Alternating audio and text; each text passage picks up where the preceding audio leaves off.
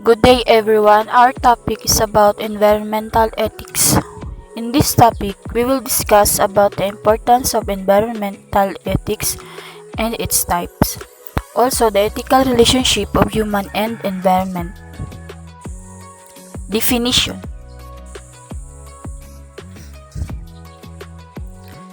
Ethics or moral philosophy is the branch of philosophy that involves systematizing, defending, and recommending concepts of right and wrong conduct. So ethics refers to the behaviors or characters of human, the badness and goodness or right and wrong conduct. Environmental ethics is the discipline in philosophy that studies the moral relationship of human beings to and also the value and moral status of the environment and its non-human contents. They are moral principles governing the human attitude towards the environment and the rules of conduct for environment care and preservation. So, environmental ethics is a discipline in philosophy that studies the ethical relationship of human and environment. And also, environmental ethics has a power in making and enforcing rules to take care of the environment. There are philosophers who studied about the relationship of human to the environment, including the environmentalists, sustainability specialists, and other experts. To understand if humans have ethical responsibility to protect and maintain our environment. So, what is the role of human in environment? Humans both the problems and solution for the environmental crisis. Human values can play a great role in solving environmental issues, and values can show a path to not exploit the environmental beyond the limits. So humans can both the problems and solution for the environmental crisis. But humans should maintain and protect the environment because we depend to the resources and the services coming from environment. However, other people using the resources of nature beyond its limit and cutting the trees in the forest. Because of that, our environment experiencing many issues such as global warming or global sea level and climate change that already changing our environment. The human values can play a great role in solving environmental issues because we have beliefs environment is important. Famous Gandhi quote, "There is enough for everyone's need but not everyone's greed." It means our environment have enough resources to produce that can provide human needs but other humans using the environments beyond its limits so that our nature also trying to produce beyond itself. Intrinsic and instrumental value. Instrumental value, the value of things as means to further some other ends. Means the resources coming from our environment has further some other ends and it reach some other ends. Intrinsic value, the value of things as ends themselves regardless of whether they are also useful as means to other ends. It means the value of things itself has as means to other ends. For example, a certain wild plant may have instrumental value because it provides the ingredients for some medicine or as an aesthetic object for human observers. But if the plant has some value itself independently of its prospects for furthering some other ends such as human health or the pleasure from aesthetic experiences, then the plant has intrinsic value. In order to fully understand what is instrumental value and intrinsic value, here is some example. So intrinsic value is often valuable as an end. Examples: happiness, love, honor, family, health, and freedom. For instrumental value, we have food, shelter, clothing, medicine, entertainment. So the materials or resources that coming from our environment has a value because it helps us to reach some end. Environmental ethics history. When environmental ethics emerged as a new subdiscipline of philosophy in the early 1970s, it did so by posing a challenge to traditional anthropocentrism.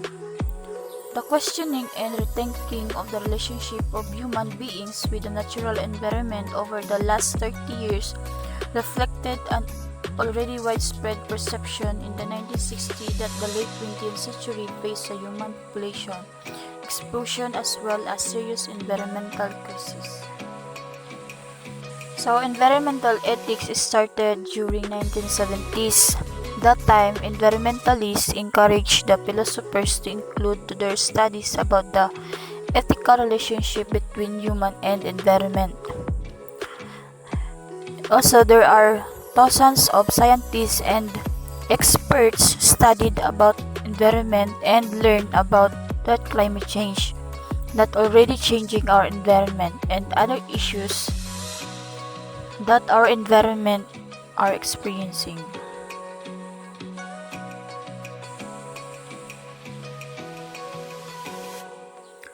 Among the work that drew attention to a sense of crisis was Rachel Carson's Silent Spring 1963. This book that Rachel Carson published talks about the effect of pesticides in our environment. Also, Rachel Carson concerned about the negative impact of human to the environment that would lead to the destruction of other non-human beings. Types of environmental ethics. Anthropocentrism is the idea that the earth and its resources exist for human consumption. People who hold this view believe that we ought to protect the earth for future generations. So, anthropocentrism is the idea wherein the earth and its resources are existing only for human consumption, and people who believe this view that we must protect the earth for future generations. Anthropocentrism focuses on fixing the problem of limited resources through the use of technology rather than to reduce our consumption of resources coming from our environment. Biocentrism view animals as important beings. Stereotypically, biocentrics are against harming other life forms for their ends. Many of them are vegetarians. Biocentrism views is different from anthropocentrism. In this view, animals is important being, and the people who believes this idea are against harming other life forms for their ends. Because of this belief, they prefer to eat vegetable than meats, or it's called vegetarians. Ecocentrism holds that humans are only one part of the complicated system that is the earth. Ecocentrism believes that everything has intrinsic value and emphasizes the interconnectedness of all life. So this view talks about humans are only one part of this complicated system that is the earth. So they believe all living things and non-living entities has intrinsic value. Anthropocentrism is the position that humans are the most important or critical element in any given situation, that the human race must always be its own primary concern. Western tradition shows bias for humans when considering environmental ethics. Many argue that environmental studies should include an assessment of the intrinsic value of non-human beings. As I said earlier, humans are the most important in any given situation. So in order to protect and maintain the future of environment, human races is the primary concern. But in Western tradition shows bias for humans when it comes in environmental ethics. And also many philosophers argue that environmental studies should include the intrinsic value of non-human beings. Anthropocentrism and homocentrism. Homocentrism holds that only humans have intrinsic value. For homocentrics, the environment only has insofar as it is useful to us. The environment has no value of its own, only that which is derived from its value to humans. What brings together ideas of the homocentric camp is the belief that humans and human interests have a privileged moral status and value higher than the environment. In homocentrism, they believe only humans have intrinsic value, because for homocentrics, environment is only useful to us and environment has no value of its own. The ideas of homocentric camp believes that humans and human interests have a privileged moral status and value higher than the environment. Biocentrism. Biocentrism, on the other hand, holds that all natural things have intrinsic value. The environment is seen as an end in itself and do not valued only as a means to human ends. In the biocentric view, we have a moral duty to protect the environment and the living things even when they do not affect our welfare or benefit our interests. What sets the biocentrists apart from the homocentrists is the belief that humans are not inherently superior to other living things and that human interests do not take preference over the natural world.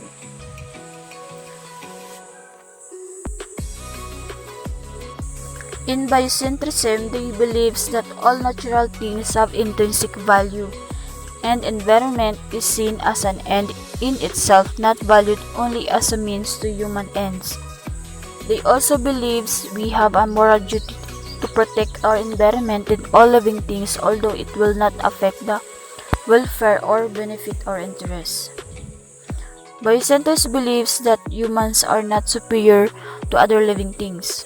Biocentrism, in a political and biological sense, is an ethical point of view that extends inherent value to all living things. Biocentric ethics calls for thinking of the relationship between human and nature. In political and biological sense of biocentrism is an ethical point of view which extends inherent value to all living things between human and nature. There are four main pillars of a biocentric outlook. First, human and all other species are members of Earth's community. Second, all species are part of a system of interdependence. Next is all living organisms pursue their own good in their own ways. And last is human beings are not inherently superior to other living things. Ecocentrism or holism. People who ascribe to an eccentric philosophy believe in the importance of an ecosystem as a whole. They attribute equal importance to living and non-living components of ecosystem when making a decision regarding their treatment of the environment. It is a holistic school of thought that sees little importance in individuals. Ecocentrists are concerned only with how individuals influence ecosystem as a whole. The primary difference between ecocentric and biocentric philosophies lies in their treatment of the abiotic environment. So in ecocentrism, people believe in the importance of an ecosystem as a whole. In making decisions regarding to the treatment of the environment, they have equality between importance of living and non-living things. Also, they are concerned how individuals influence the ecosystem as a whole. The difference of ecocentric and biocentric philosophies on their treatment about a biotic environment. Ecocentrism, the ontological belief, denies that there are existential divisions. Ethical claim is for an equality of intrinsic value across human and non-human nature. It comprehends the ecosphere as a being that transcends in importance in any one single species, including humans.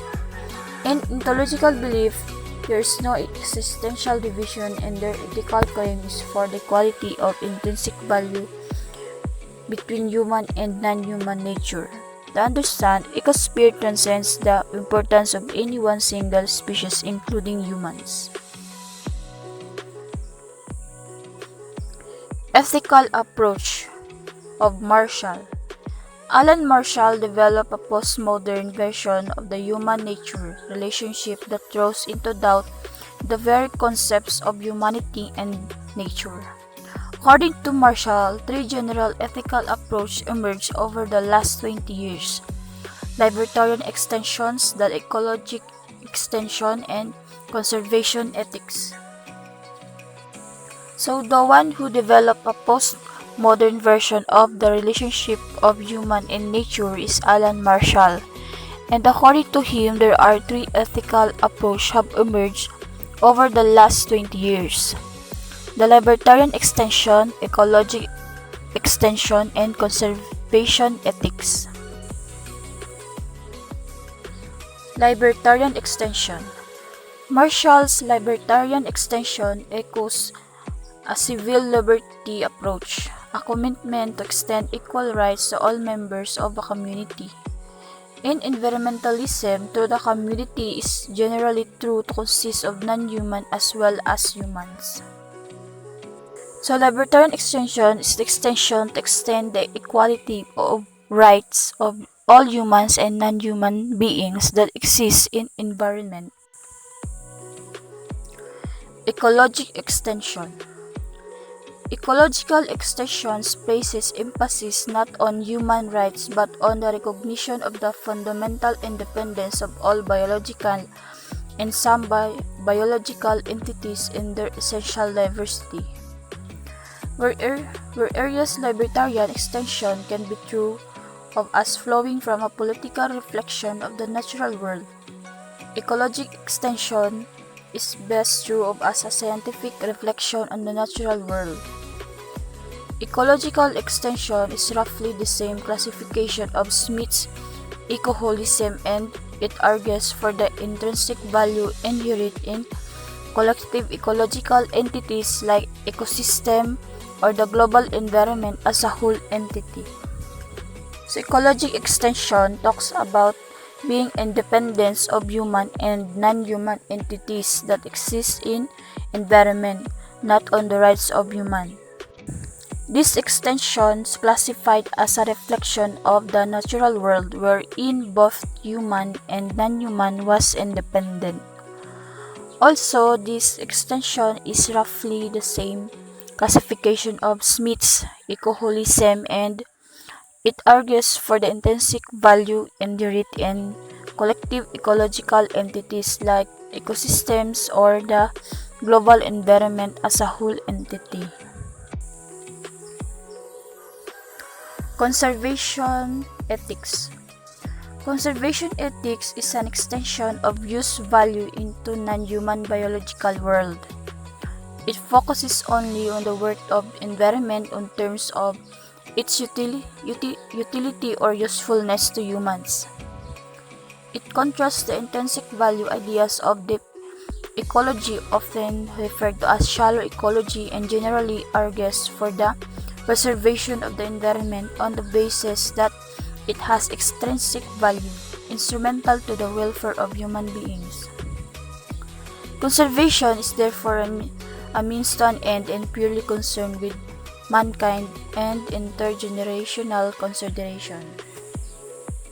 So this extension talks about the importance or usefulness of environment to the humans.